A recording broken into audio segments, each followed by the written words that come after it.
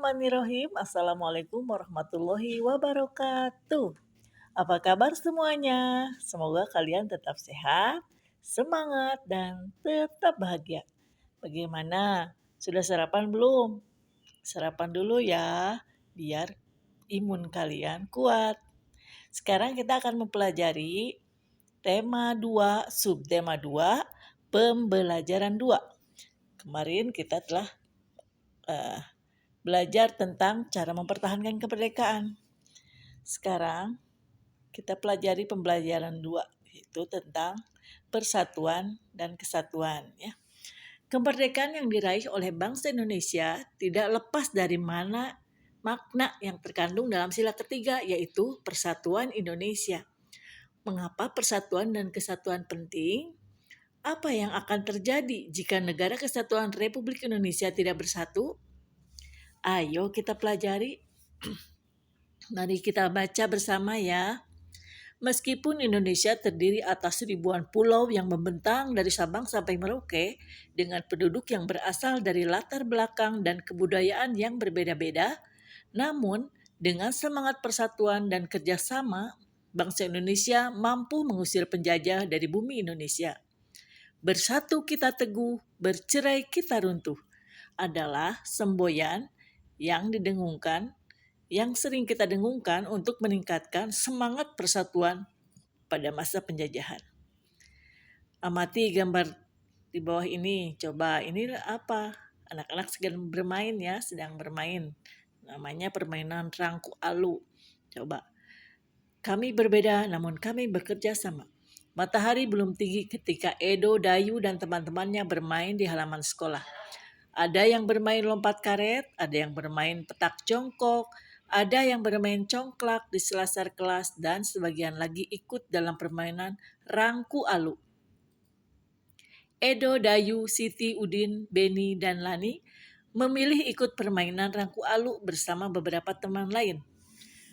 Mereka memang lebih suka dengan permainan olah tubuh di luar ruangan. Baru beberapa hari yang lalu, teman baru mereka, Yanes, yang memperkenalkan permainan ini. Yanes berasal dari Alor, Nusa Tenggara Timur. Permainan yang menggunakan tongkat bambu ini adalah permainan anak yang digemari di sana. Edo, Dayu, dan teman-teman di SD Nusantara senang sekali mengenal permainan baru ini. Seru dan menantang, kata mereka. Anak-anak di SD Nusantara justru gembira menyambutnya.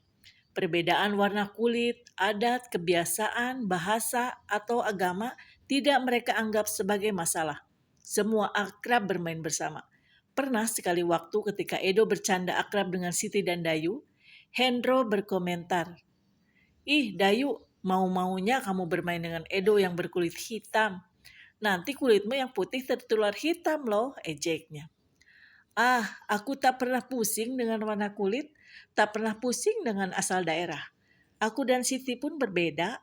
Aku anak Bali, Siti anak Sumatera, tetapi kami saling memahami. Pertemanan hanya butuh waktu untuk saling menyesuaikan.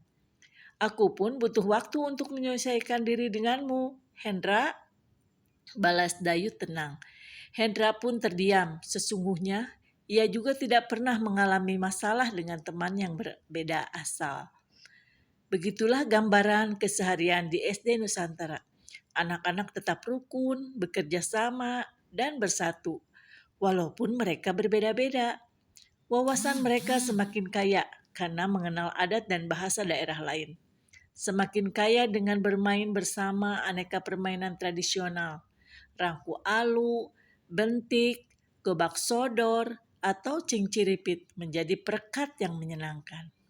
Nah, setelah kalian baca bacaan di atas, kalian jawab ya pertanyaan di bawah ini sesuai dengan teks. Jadi jangan langsung jawaban, tapi kalian harus membaca dulu teks di atas.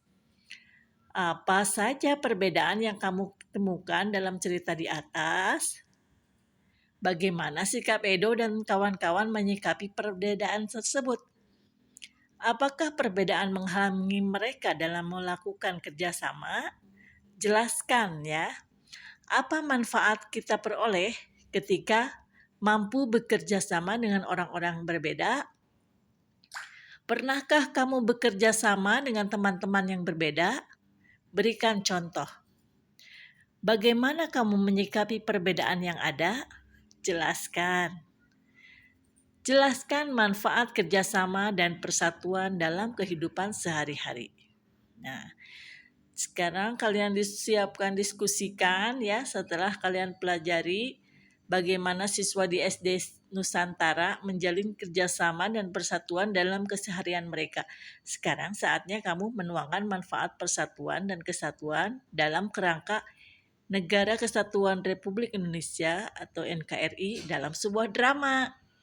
Buatlah naskah drama tentang makna dan manfaat persatuan dan kesatuan secara kelompok. Jadi kalian membuat drama ya, berkelompok tentang kesatuan dan kesatuan.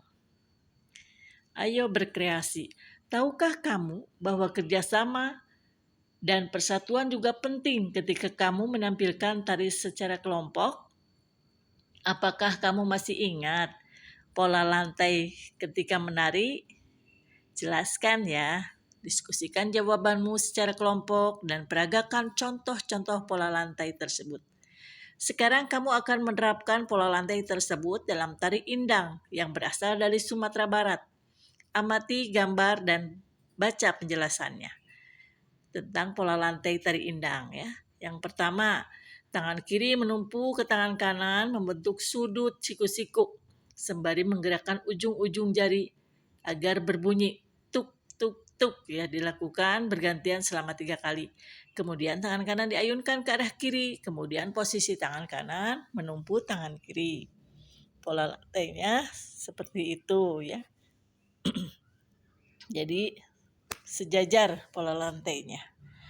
Baris vertikal, horizontal. Yang kedua, tangan kanan ke depan kemudian memukul lantai bagian depan badan.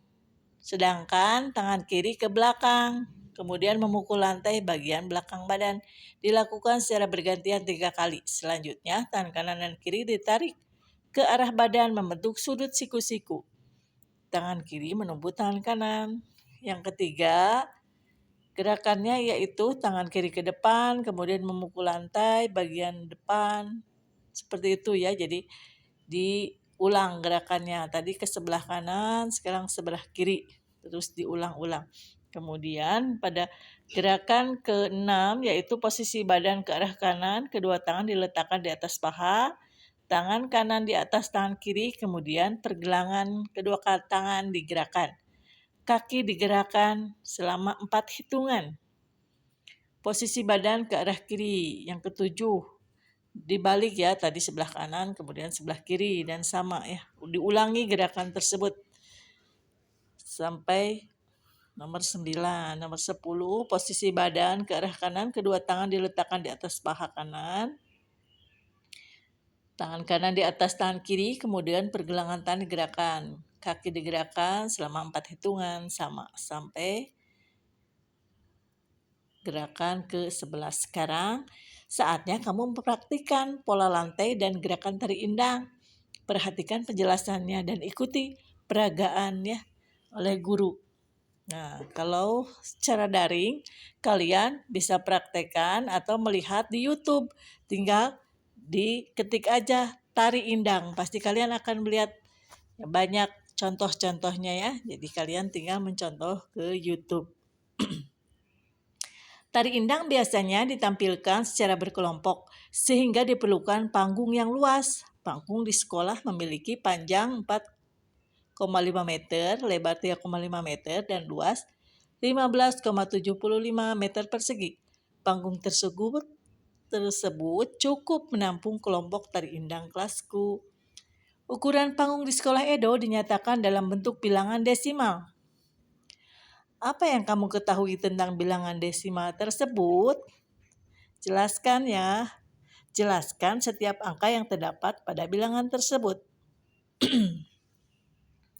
Diskusikan secara berpasangan. Sekarang perhatikan bilangan berikut.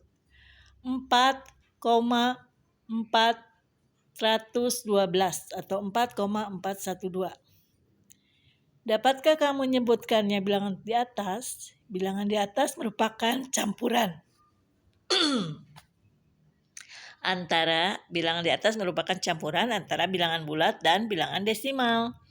Bilangan desimal adalah bilangan yang mempunyai penyebut khusus, yaitu 10, 100, 1000, dan seterusnya. Perhatikan nilai tempat untuk bilangan bulat dan bilangan desimal berikut. Kalau 1000 atau ribuan, ya 100, ratusan, puluhan, satuan, persepuluhan, perseratusan, dan perseribuan. Kalau pada pecahan biasa, persepuluhan berarti 1/10. Sedangkan pada bilangan desimal 1/10 artinya 0,1. Sedangkan 1/100, perseratusan ini pada desimal adalah 0,01. Perseribuan 1/1000 adalah 0,001. Artinya kalau dalam desimal per 10 itu di belakang komanya ada satu angka. Ya. Jadi 1/10 0,1 berarti ada satu angka. Sedangkan 1/100 desimalnya di belakang koma ada dua angka. Jadi karena 1 berarti bukan 0,10 tapi 0,01. Artinya itu 1/100. Dan perseribuan di belakang komanya ada 3 angka. Jadi 0,001 seperti itu. Jadi bisa ditunjukkan 4,412 ditunjukkan menggunakan nilai tempat berikut. Ribuannya 0, ratusannya 0, puluhannya 0, satuannya 4, persepuluhannya 0,4, perseratusannya 0,01, dan perseribuannya 0,002. Artinya 4 itu kan satuan. 4 karena yang di depan komanya ada satu angka. Sedangkan di belakang koma ada 3 angka berarti per 1000 ya. Jadi 4 yang di belakang koma artinya itu per 100 per sepuluhan. Kemudian satu di satunya yang setelah 4 tuh angka 1 itu berarti per seratusan, dan yang paling belakang itu namanya per seribuan ya. Jadi angka 2-nya per 1000. Jadi perhatikan penjelasannya. 4 ya di sini ada dijelaskan. 4 menunjukkan bilangan satuan yang garis nomor biru ini ya. Yang biru ini satuan yang di awal. Yang 4 yang kedua di belakang koma itu menunjukkan bilangan persepuluhan, nilainya 0,4. Yang angka 1 di tengah ini, yang ketiga ya, angka 1 menunjukkan bilangan perseratusan karena di belakang koma. Jadi angka 1 ini adalah angka kedua di belakang koma berarti perseratusan. Dan angka 2 ini terakhir menunjukkan perseribuan, nilainya 0,002. Artinya si angka 2 ini angka ketiga di belakang koma. Jadi perseribuan ya. Nah, itu kemudian sehingga 4 satuan ditambah 4 persepuluhan ditambah 1 perseratusan dan 2 perseribuan sama dengan 4 satuannya 4, persepuluhannya 0,4, perseratusannya yang angka 1 ini jadi 0,01, dan perseribuannya 0,002. Karena angka 2-nya ada paling belakang berarti di depannya harus pakai angka 0 ya. Jadi ada 3 angka di belakang koma, itu perseribuan. Nah, kalau kalian sudah mengerti, silahkan berlatih. Kalau kurang mengerti nanti bisa dihubungi ibu guru kalian ya. Ayo berlatih, silahkan. Kamu telah mengerti cara menentukan nilai bilangan desimal menggunakan tabel nilai tempat ya, seperti tabel yang tadi. Gunakan tabel nilai tempat untuk menentukan nilai masing-masing bilangan berikut.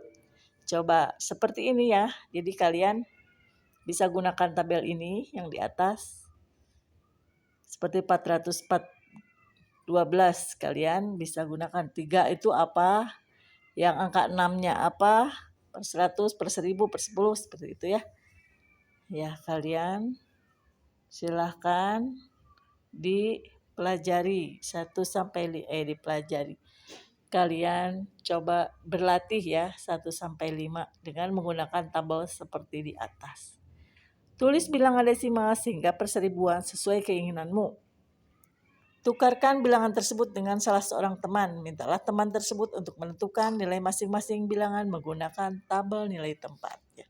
Kalian bisa saling bertukaran.